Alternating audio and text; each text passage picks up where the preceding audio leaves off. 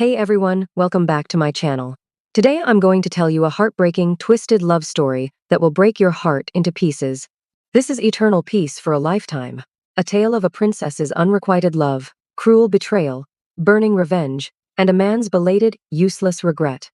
I was Ning Jiashu, the beloved princess of the dynasty. And I was Mu Yongan's rightful wife, married to him through proper ceremonies. But he did not love me. He racked his brains to divorce me. Yet, when I finally agreed to the divorce, he clung to me desperately. He said, "Jiashu, marry me again." Mu Yongan was certain he would get his way, and I went along with him. Little did he know, I was dying. When the imperial physician told me I had little time left, my mind went blank. It was as if an invisible hand had squeezed my heart tightly, robbing me of breath. I forced back the sweet, coppery taste in my throat and asked calmly, "How much time do I have left?" The imperial physician hesitated for a moment and said gravely, "At most half a year." Half a year. I thought bitterly. The 3 years I had painstakingly built my marriage had left me with only this short half year in the end. I struggled to keep my voice steady and waved for the imperial physician to leave. After he left, I sat alone in front of the bronze mirror, staring at my haggard reflection, my heart a jumble of emotions. I wondered if Mu Yongyan's cold, sharp eyes would flicker with sorrow when he learned I was dying soon. After 3 years of living together day and night, even if our affection was thin, there must be some reluctance, I mused to myself. Night fell, and lanterns lit up the mansion. I sat by the window, gazing at the fading sunset on the horizon, my heart filled with bitterness. With a creak, the door opened, and Mu Yongyan walked in. I turned my head to look at him, and forced a smile on my face. "You're back." Mu Yongan merely hummed indifferently and sat at the table, pouring himself a cup of tea. I looked at him, hesitated for a moment, and couldn't help asking, "Why are you back so late today?" Mu Yongan took a sip of tea and said calmly, "I met an old friend outside today and chatted for a while." I said, "Oh," and fell silent. Mu Yongan put down his teacup, glanced up at me, and hesitated to speak. My heart tightened. Did he know I was ill? However, when I saw the woman following behind him, the smile froze on my face. The woman had a graceful figure, beautiful features, and an indescribable charm in every move she made. What shocked me most was that her eyebrows and eyes bore an 8/10 resemblance to Liu Yingji, the woman Mu Yongyan had always pined for. My heart sank abruptly. "This is Wanrong, the top courtesan of the fireworks alley," Mu Yongyan said in a flat tone, yet his words struck my heart like a heavy hammer. "I want to take her as my equal wife." His words were like a sharp blade, slashing through all my pride. I stood frozen in place, overwhelmed by humiliation. I sighed inwardly. "Mu Yongan, how much more do you intend to hurt me?" I, a princess of the realm, was to be on equal footing with a courtesan? "Mu Yongan, you have a lot of nerve." I maintained my composure on the surface, but I could not hide the trembling in my heart. Mu Yongan frowned, his voice tinged with impatience. "Princess, Wanrong is gentle and kind, and we are deeply in love. Why can't I marry her?" Deeply in love? I looked at the man before me, my heart turning cold. So this was what he called deeply in love. I took a deep breath, struggling to suppress the anger in my chest, and said word by word, "I will never agree." Mu Yonggan's face also turned cold. He looked at me and said icily, "In that case, please sign this divorce paper, princess." He pulled a pre-prepared divorce document from his sleeve and tossed it in front of me. I stared at him, the man who had shared my bed, now a stranger to me. My heart plummeted to the bottom of the valley in an instant. He wanted to divorce me for a courtesan? I took a deep breath and laughed bitterly in anger. "Mu Yongan, don't even think about it." In the end, Mu Yongyan and I parted on bad terms. That night, Mu Yongyan held Wanrong and stayed in the wing next to my room, laughing and frolicking all night. This was his revenge on me. On the very day the imperial physician pronounced my days numbered, my husband held a woman who looked just like his white moonlight, whispering sweet nothings to her. The day after Wanrong arrived was my birthday. My 18th birthday. In past years, both the palace and the outside world would celebrate for days. But this year, it was cold and quiet, as if I was the only one in this vast princess mansion. I sat blankly in front of the bronze mirror, my face pale and my eyes empty. "Princess, today is your birthday. Would you like to dress up?" My personal maid Lu Ju asked cautiously. I shook my head and smiled bitterly. "No need." Lu Ju saw I was in low spirits and dared not say more, only stepping back silently to the side. I stood up and walked to the window, gazing at the bleak autumn scenery outside, my heart desolate. 18 years old, the age when one should be carefree and unrestrained, yet I was like a canary trapped in a cage. No freedom, no happiness, only endless loneliness and despair. In a daze, I heard the servants whispering. They said Wanrong wanted wontons from Li's shop in the south of the city, so Mu Yongan had ridden out early in the morning to buy them. I froze. Mu Yongan had actually ridden out early in the morning to buy wontons for a courtesan? Bitterness welled up in my heart. He had never gone to such trouble for me. I once thought he simply did not know how to be gentle, but it turned out he just did not want to be gentle to me. I shook my head with a bitter smile, my heart turning cold.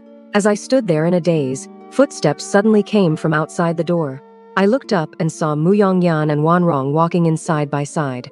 Wanrong was holding a food box, presumably containing the wontons from Li's shop in the south of the city. Looking at their intimate appearance, I found it extremely piercing to the eye. "Princess, what's wrong? You don't look well," Wanrong said in a soft, weak voice, feigning concern. I looked at her and sneered inwardly. "Nothing," I said flatly. "I just didn't sleep well last night. Since the princess is unwell, you should rest early," Mu Yongyan said. "I have business to attend to, so I'll take my leave." I lifted my eyes and smiled bitterly, emphasizing. "Yongan, today is my 18th birthday." Mu Yongan froze, as if only then remembering what day it was. I looked up at him, but there was no longer any expectation in my eyes. "Can you stay with me for the day today?" My voice was so soft, like a murmur or a plea. Mu Yongan paused in his steps, turned around, and a flicker of impatience crossed his eyes. "Princess, when Yingji was alive, she never had a single birthday banquet. You always spent your birthday alone in past years. Why can't you do it this year?" His tone was calm, yet it pierced my heart like a sharp blade. Yes, where had he been on my birthdays in past years?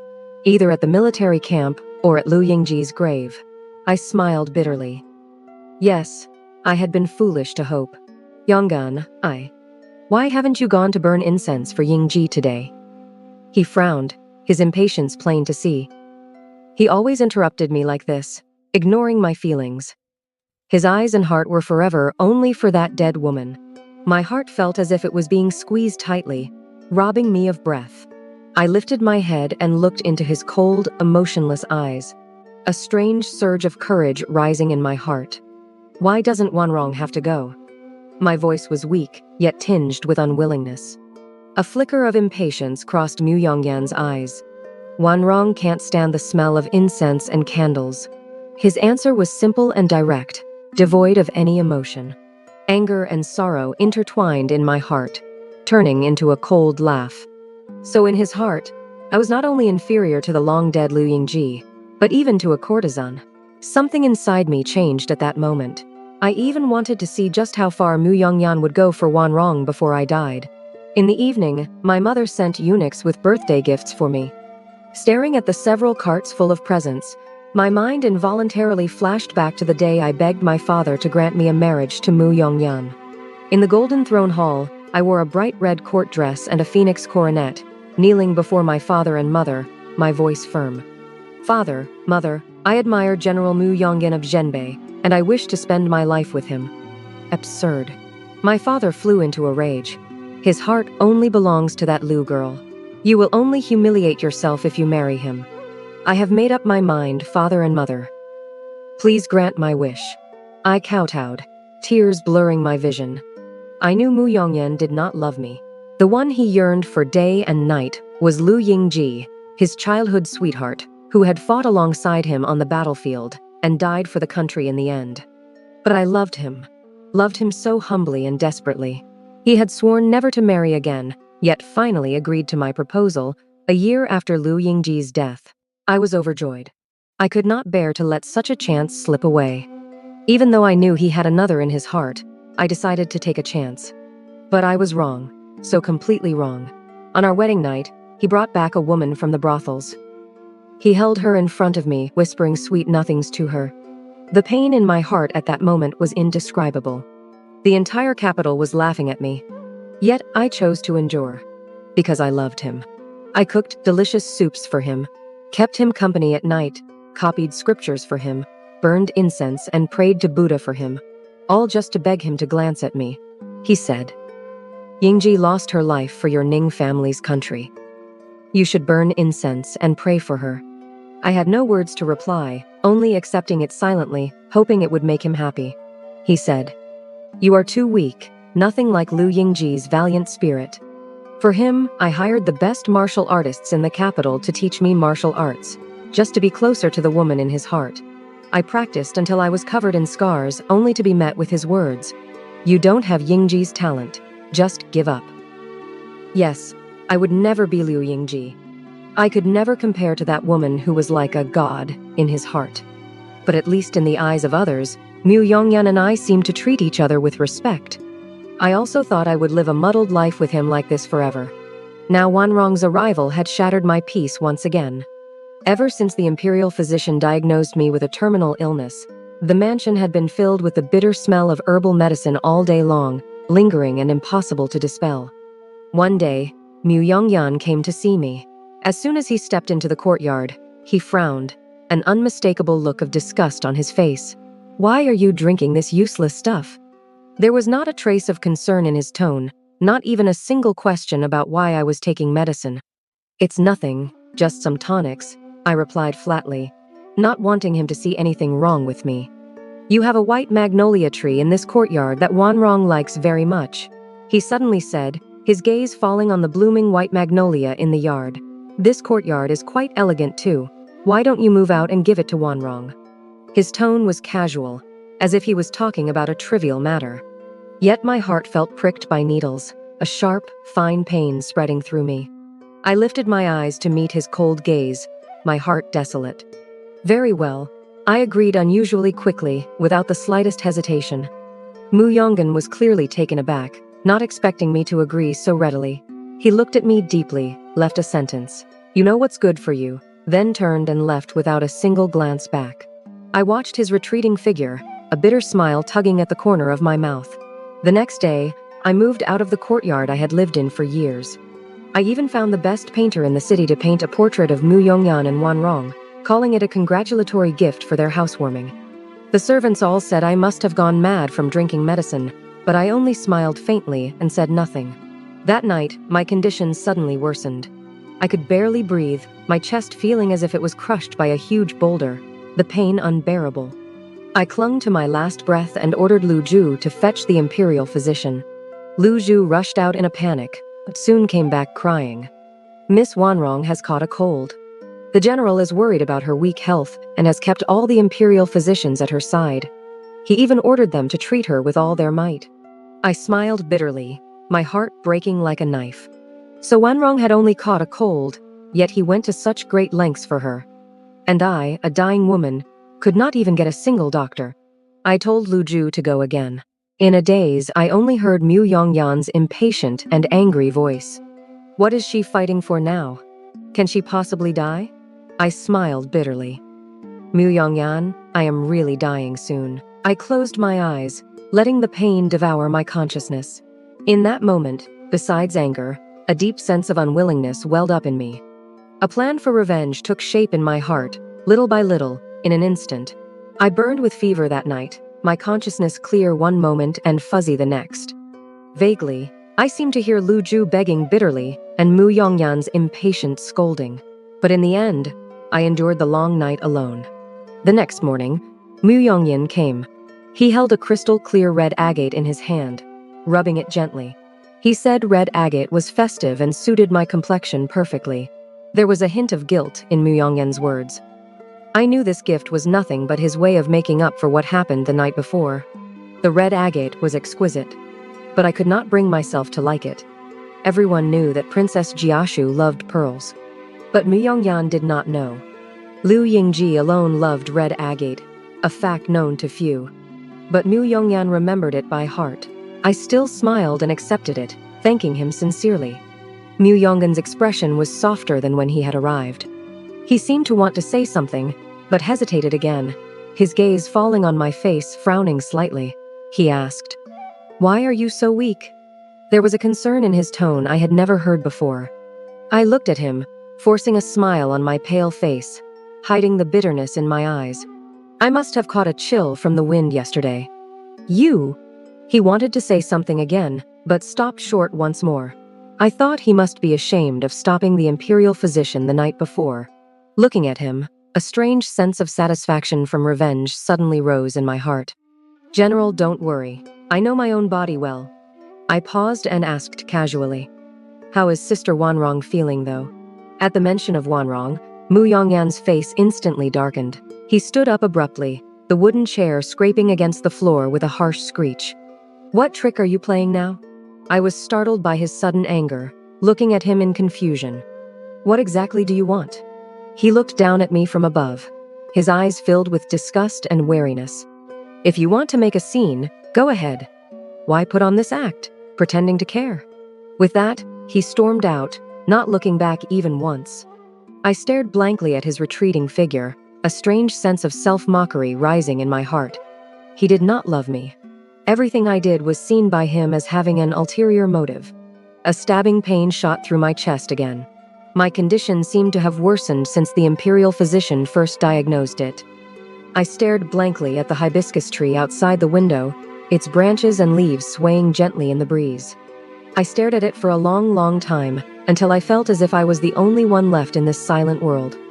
Sunlight filtered through the gaps, casting dappled spots on my face, bringing a trace of warmth, yet it could not warm the coldness in my body. In the evening, I ordered Lu Zhu to send the precious tonics I had kept for years to Wanrong. Lu Zhu was indignant on my behalf. "Princess, why do you bother?" I only smiled calmly and said, "I must play the role of a good wife well." The plan in my heart grew wildly like vines. I wanted to make Mu Yongyan bear the chains of morality for the rest of his life, living in the scorn and ridicule of everyone. I thought of everything for Mu Yongyan. I suddenly wanted to know what mood Mu Yongyan would be in when he recalled this moment after I died. Days passed. Every day, besides burning incense for Liu Yingji, I also cared for Wanrong, asking after her health and sending her tonics. I was so thoughtful, yet Mu Yongyan still seemed unhappy.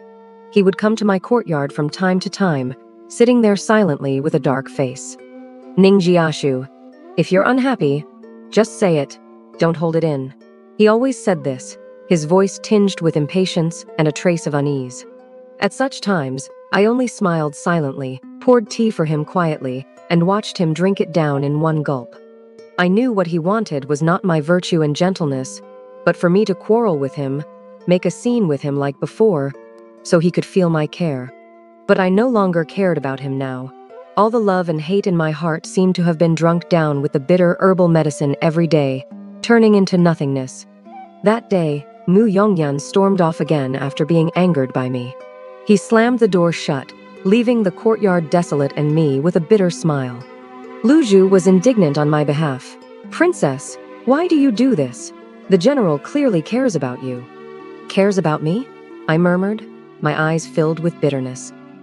"Is there such a thing as care in this world?" Lu Zhu sighed. "The general is just bad at expressing himself.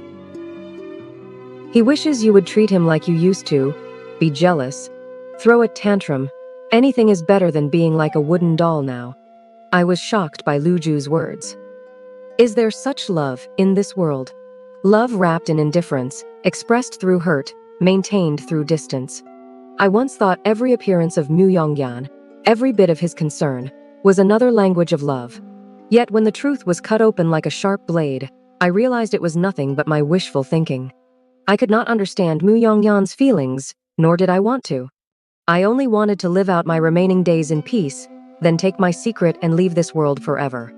That night, news came that Mu Yongyan had been poisoned, shocking the entire mansion like a clap of thunder. The one who had poisoned him was none other than Wanrong, the woman Mu Yongyan had brought back.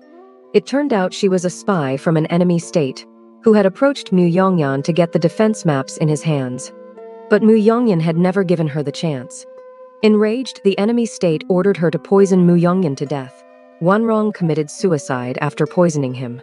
Her body looked especially desolate in the moonlight. In the room, Mu Yongan lay pale on the bed, his brows furrowed and his lips purple, clearly deeply poisoned. Even though I no longer loved him, my heart still ached for no reason. I took a deep breath, struggling to calm myself. "How is the general now?" The imperial physician replied tremblingly. "Someone needs to test the antidote." "I will," I said. My voice was soft, yet firm. Lu Zhu looked at me worriedly. "Princess, your body." "I'm fine." I interrupted her, my gaze firm as I looked at Mu Yongan on the bed. "This is the last thing I can do for him." I picked up the medicine bowl and drank it all in one gulp. The bitter medicinal juice flowed down my throat into my stomach, burning my internal organs like fire. I forced myself through the discomfort, walked step by step to the bed, and held Mu Yongyan's cold hand. "Mu Yongan, you owe me. You will never repay it in this life." My voice was so soft, only I could hear it. I closed my eyes, letting darkness swallow me. "Mu Yongan, you cannot die now. At least not before I take my revenge on you." The antidote took effect quickly. Before my consciousness faded, I seemed to see a tear slide down the corner of Mu Yongyan's eye. Was he crying for me? Ridiculous. In my sleep, I seemed to return to the first time I met Mu Yongyan.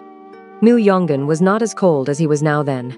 He always had a sunny smile on his face. His smile had once been the brightest light in my heart. Back then, I had gotten separated from my father during a hunt. In my panic, I was surrounded by jackals. Fear enveloped me, and I thought my life would end there. Just like in all the storybooks, Mu Yongan happened to appear at that moment. Riding a chestnut horse in red robes, he was utterly dashing. He knocked an arrow and drew his bow, his movements smooth and flowing, shooting all the jackals dead in an instant. "Don't be afraid," he said.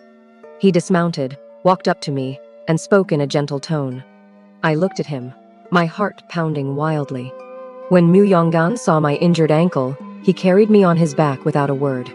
Holding the horse with one hand and supporting me steadily with the other, he led me out of that ghostly forest. A young girl's love always came so simply. I regarded Mu Yongan as my hero, but I never imagined he already had someone in his heart. Liu Yingji, his childhood sweetheart, inseparable from him. Everyone knew they would marry one day. Unlike in the storybooks, I never interfered in their relationship. I was a princess, and I would only marry someone who would marry me properly. I hid my love and silently blessed the perfect couple. But fate was unpredictable. A year later, Liu Yingji died tragically on the battlefield. Mu Yongan was overcome with grief and swore never to marry again. I felt sorry for Mu Yongyan and Liu Yingji, yet I never thought of taking advantage of the situation. Mu Yongan drank himself into a stupor every day, and I visited his mansion every day with imperial physicians. Mu Yongan and I kept to the etiquette of monarch and subject. But unexpectedly, a year later, Mu Yongyan suddenly asked me if I admired him. I blushed and admitted it. "In that case, let us get married," he said. "Please ask the king to grant us a marriage, princess." Mu Yongan's tone was calm, without a trace of emotion. I was overjoyed, thinking he had finally opened his heart and chosen to start anew. I was so foolish then, taking his calmness for deep affection. I thought this was the beginning of happiness, never imagining it was just the prelude to another tragedy. After we married, Mu Yongyan never treated me well. He blamed Liu Yingji's death entirely on me.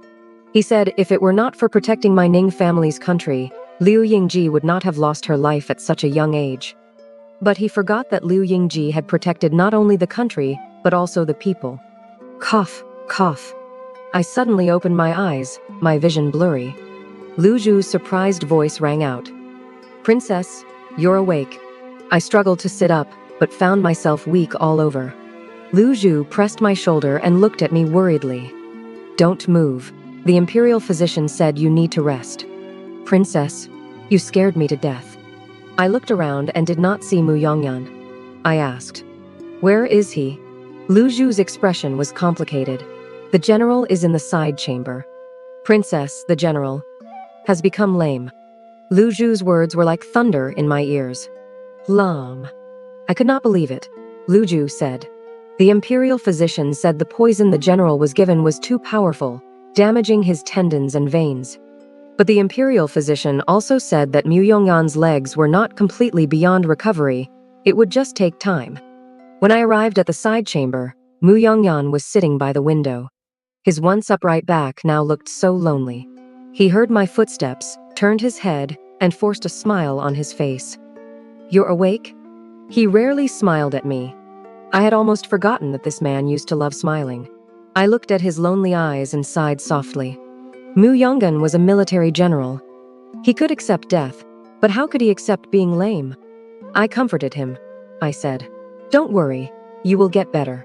In truth, I did not care about his recovery as much as I once did.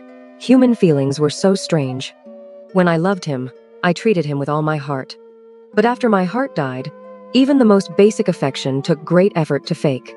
Mu Yongan was silent for a moment, then suddenly lifted his head, a trace of confusion flashing in his eyes.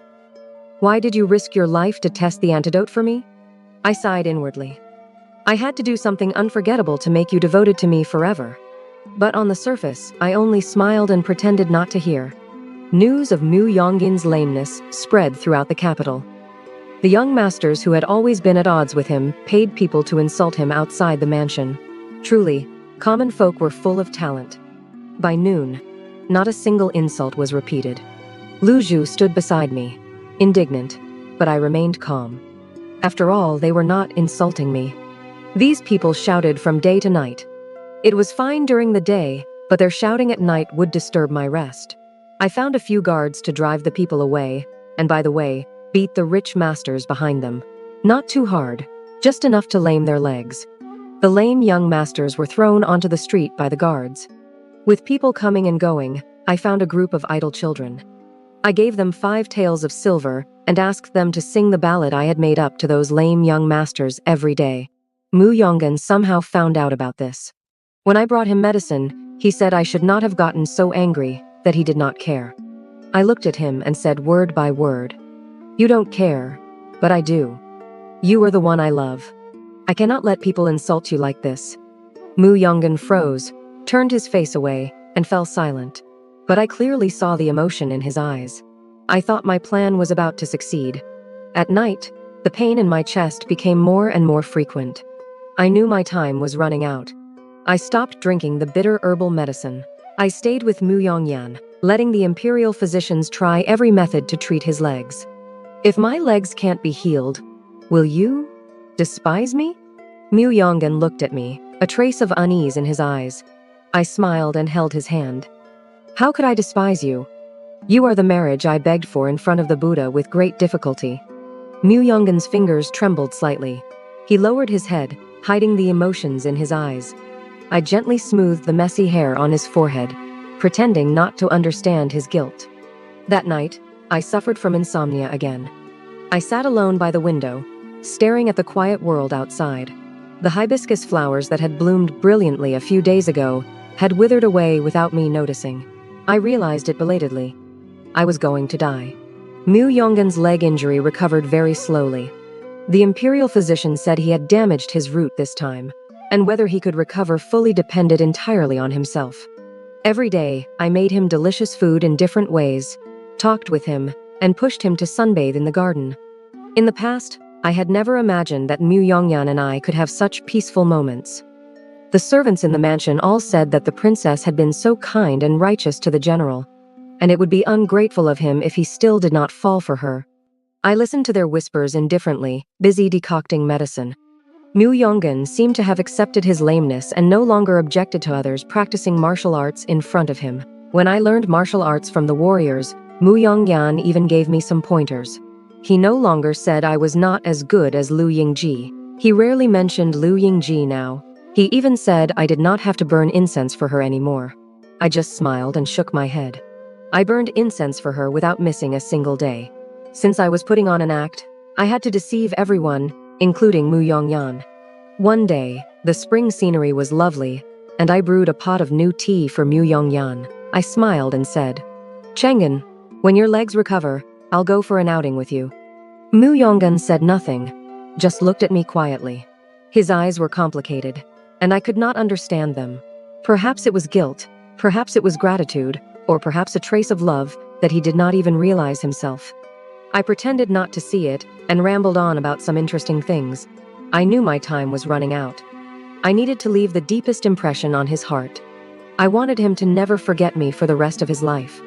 Day after day, spring passed and autumn came. After a long period of rehabilitation training, Mu Yongan finally managed to stand and walk again without crutches. I watched him walk towards me step by step and felt a little moved. After Mu Yongan recovered, I stopped going to see him.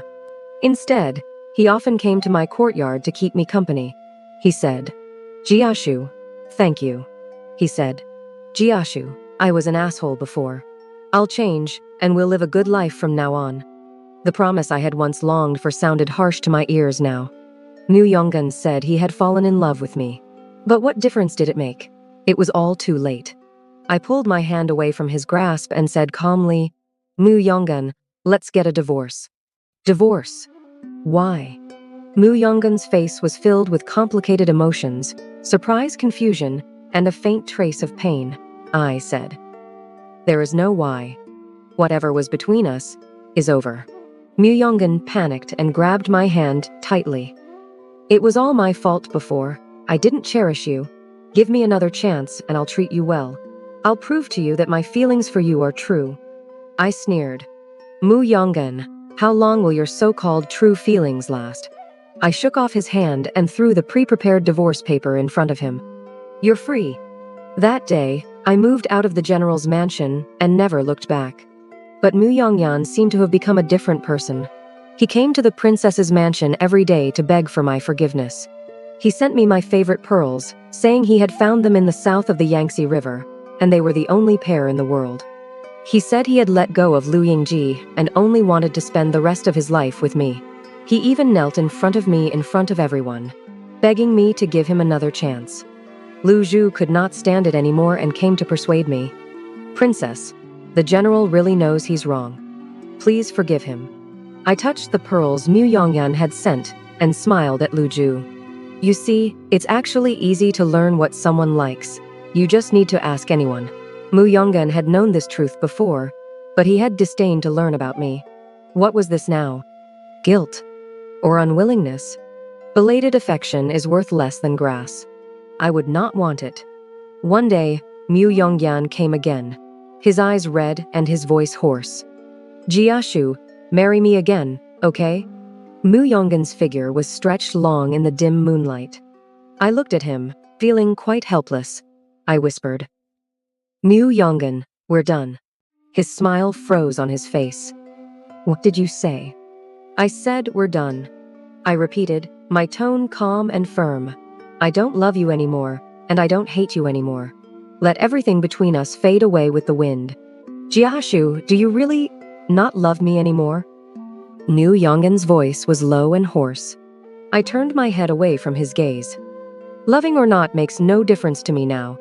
Mu Yongan fell silent, and the air in the courtyard seemed to freeze. I could hear my own heartbeat, clear and steady, beating one after another. "I don't understand," he finally said. "Why have you changed so suddenly?" I took a deep breath and said, "Mu Yongan, I haven't changed. I've woken up. I finally understand that true love is not torturing each other, not making each other suffer." I looked at him, no tears in my eyes, only determination. "Mu Yongan, let everything between us be in the past." He stepped back, as if my words had struck him right in the heart. I could see his hands shaking. It was the first time I had seen him lose his composure like this. He turned to leave, but stopped again. What if I say I'm willing to change?"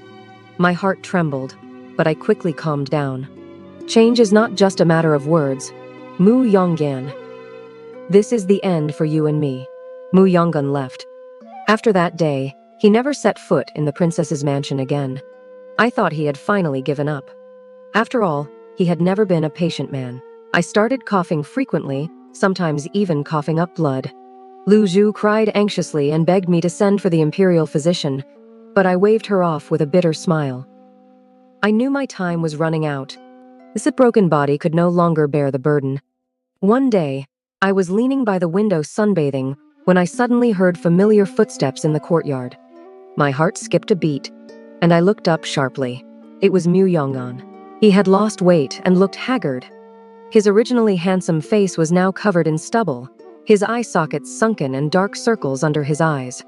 He was carrying a food box and walking towards me step by step. I held back the sadness in my heart and asked indifferently, "What are you doing here?" He said nothing, just opened the food box, which contained my favorite osmanthus cakes. He took out the osmanthus cakes, put them on the table, and said softly, "Your favorite osmanthus cakes. I made them specially for you. Taste them." I turned my head away from him and said coldly, "I'm not hungry." He was silent for a moment and then said, "Jiashu, I sent all Yingji's things back to the Liu family. From now on, you will be the only mistress of the general's mansion." I interrupted him, my tone calm. "Mu Yongan, who are you putting on this act for?"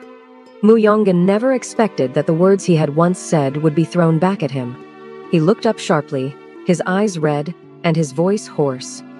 "Jiashu, it was all my fault before." As he spoke, he knelt down in front of me with a thud. A gesture that had once felt warm now only disgusted me. When Mu Yongan saw that I was unmoved, he came to the princess's mansion day after day. He did not beg to see me, just stood silently in the courtyard for the whole day. No matter it was windy or rainy, he never missed a day. He had people send me my favorite things every day, but I turned them all away. I knew he was making amends, but some mistakes could never be fixed once made. That day, I coughed up blood again. Bright red blood stained my clothes, a shocking sight. I leaned weakly against the head of the bed, my vision going black in waves. In a daze, I seemed to see the high-spirited young general again. He rode a tall steed towards me at full speed, a bright smile on his face. He said, "Don't be afraid. I'll take you home, Your Highness." I reached out to grab him, but it was all in vain. He drifted farther and farther away from me, until he finally disappeared. I woke up with a start, tears blurring my eyes. That day, Mu Yongan came again. It was drizzling outside, and he stood in the rain, his back looking extremely lonely. The fine rain wove an invisible net, trapping him tightly inside. I looked at him, mixed feelings surging in my heart. I told Luju to call him over. I said to him, "Mu Yongan, if you sew a mandarin duck wedding veil within 10 days, I'll marry you." Mu Yongan was stunned for a moment, then overjoyed. I watched his leaving figure, a bitter smile tugging at the corner of my mouth. In the following days, the general's mansion began preparing for the wedding. The whole mansion was filled with joy. I heard that Mu Yongan had hired the best embroiderer in the capital to teach him embroidery for the veil. I also heard that Mu Yongan's 10 fingers were almost pricked full of holes from the embroidery needles. I leaned by the window, feeling a morbid sense of pleasure in my heart. I called Luju over and told her to start preparing my funeral. Luju cried and said I would live a long life. I smiled and called her a silly girl. I had coughed up almost all my blood. How could I live long? 10 days later, Mu Yongan sent over the wedding veil he had sewn with his own hands. My funeral preparations were almost complete. I touched the lifelike mandarin ducks on the veil and casually threw it into the fire basin beside me. I watched it burn to ashes. That night, I lay quietly on the bed, listening to the howling wind outside the window, my heart peaceful. Mu Yongan, if there is an afterlife, I hope we never meet again. The next day, Mu Yongan arrived as promised. However, what greeted him was a cold coffin. Mu Yongan went mad. He told everyone he met that it was his wedding day to marry the princess, handed out wedding candies to everyone, and giggled foolishly. But everyone knew the princess was dead, killed by his cruelty. He's gone mad, truly mad. General Mu must have lost his mind, acting crazy all day long. Exactly. I heard he holds the princess's portrait and cries every day, saying he wants to take her home. Poor princess, she gave her whole heart to the wrong man, and ended up like this. People in the capital were talking, saying Mu Yongan was ungrateful, and had driven the princess who loved him deeply to her death. I listened to these rumors, feeling no ripples in my heart. It was just as well that he went mad. Living with endless pain and torment was the best punishment for him. I was dead, but for some reason, my soul had been following Mu Yongan. I stayed by Mu Yongan's side day and night, watching him go crazy, watching him break down. Mu Yongan got into a fight with someone again, all because that man said I was dead. From the day he went mad, whenever Mu Yongan heard someone say the princess was dead, he would pounce on them like a madman, punching and kicking them, shouting as he fought. Jiashu isn't dead, she's just asleep. She'll come back, she'll come back. As time passed, my father feared he would hurt others and ordered him to be confined to the general's mansion. Every day, the servants of the general's mansion could see Mu Yongan walking around the courtyard in a bright red wedding dress, calling, Jiashu, one moment, and Yongan, the next. He would fill the courtyard with dishes, saying he was waiting for the princess to come back and eat with him. He would also talk to the air, saying one moment, Jiashu, your favorite osmanthus cakes. I made them specially for you, taste them. And the next, Jiashu, don't be angry, it was all my fault, I won't do it again. He looked as crazy as could be. I watched coldly from the side, watching him go mad and wild for me. After watching for so long, I became numb. The resentment in my heart seemed to fade away. When I no longer loved him, the hatred dispersed too. Another midsummer came, and the enemy state invaded, putting the border in urgent danger. All the senior generals in the court had been sent out, but they still could not resist the enemy's attack. One day, the servants of the general's mansion found that Mu Yongan was gone. They searched the entire mansion, but could not find him. Finally, news came from the front line that Mu Yongan had died on the battlefield. Before he died, he kept murmuring, Jiashu, I'm coming to accompany you. I curled my lip. Mu Yongan, don't come to me, it's bad luck. In my next life, I never want to meet you again. This is the story of one-sided love, cruel regret, and a revenge that lasted beyond death. Mu Yongan spent his whole life pushing me away, only to beg for me when I was already gone. Belated love is truly worth less than grass. If you loved this tragic, twisted story, don't forget to like, subscribe, and comment below. Let me know, did you feel sorry for Mu Yongan in the end, or did you think he deserved every bit of his pain? I'll see you in the next video.